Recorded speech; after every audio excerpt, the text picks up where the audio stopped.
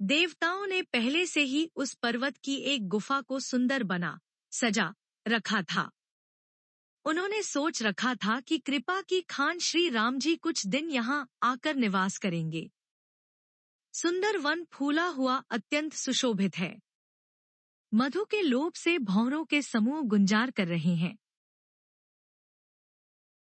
जब से प्रभु आए तब से वन में सुंदर कंद, मूल, फल और पत्तों की बहुतायत हो गई।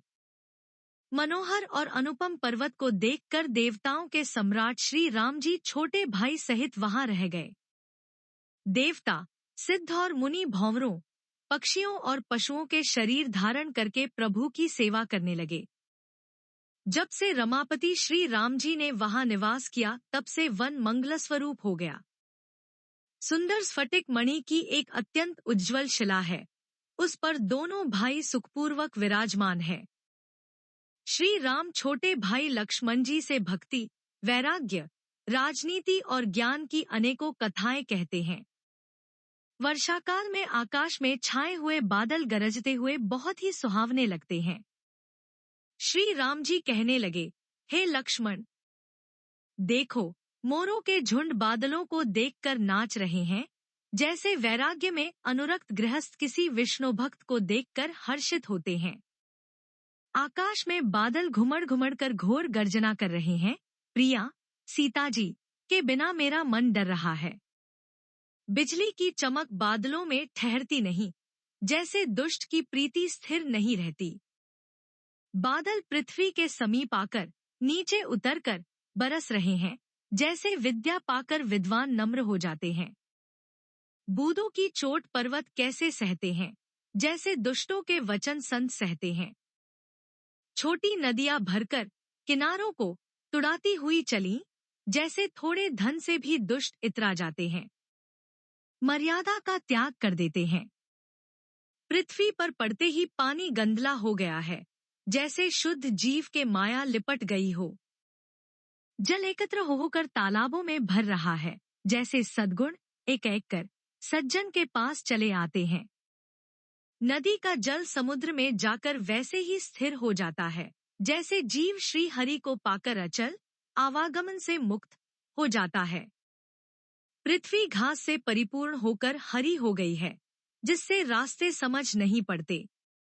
जैसे पाखंड मत के प्रचार से सद्ग्रंथ गुप्त लुप्त हो जाते हैं। चारों दिशाओं में मेंढकों की ध्वनि ऐसी सुहावनी लगती है, मानो विद्यार्थियों के समुदाय वेद पढ़ रहे हों। अनेकों वृक्षों में नए पत्ते आ गए हैं, जिससे वे ऐसे हरे भरे एवं सुशोभित हो गए हैं, जैसे साधक का मन विवेक, ज्ञान प्राप्त होने पर हो जाता है। मदार और जवासा बिना पत्ते के हो गए, उनके पत्ते झड़ गए। जैसे श्रेष्ठ राज्य में दुष्टों का उद्यम जाता रहा, उनकी एक भी नहीं चलती। धूल कहीं खोजने पर भी नहीं मिलती, जैसे क्रोध धर्म को दूर कर देता है। अर्थात क्रोध का आवेश होने पर धर्म का ज्ञान नहीं रह जाता। अन्न से युक्त लहराती हुई खेती से हरी भरी पृथ्वी कैसी शोभित हो रही है, जैसी उपकारी पुरुष की संपत्ति। रात के घने अंधकार में जुगनू शोभा पा रहे हैं, मानो दंभियों का समाज आ जुटा हो। भारी वर्षा से खेतों की क्यारियां फूट चली हैं, जैसे स्वतंत्र होने से स्त्रियां बिगड़ जाती हैं। चतुर किसान खेतों को निरा रहे हैं, उनमें से घास आदि को निकालकर फेंक रहे हैं। जैसे विद्वान लोग मोह, मद और मान का त्याग कर देते हैं। चक्रवाक पक्षी दिखाई नहीं दे रहे हैं, जैसे कलियुग को पाकर धर्म भाग जाते हैं। ऊसर में वर्षा होती है, पर वहां घास तक नहीं उगती। जैसे हरिभक्त के हृदय में काम नहीं उत्पन्न होता। पृथ्वी अनेक तरह के जीवों से भरी हुई उसी तरह शोभायमान है, जैसे सुराज्य पाकर प्रजा की वृद्धि होती है।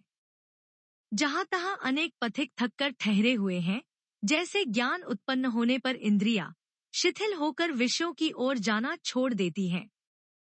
कभी कभी वायु बड़े जोर से चलने लगती है, जिससे बादल जहां तहां गायब हो जाते हैं।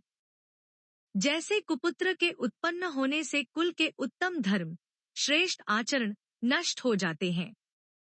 क कभी बादलों के कारण दिन में घोर अंधकार छा जाता है और कभी सूर्य प्रकट हो जाते हैं। जैसे कुसंग पाकर ज्ञान नष्ट हो जाता है और सुसंग पाकर उत्पन्न हो जाता है। ख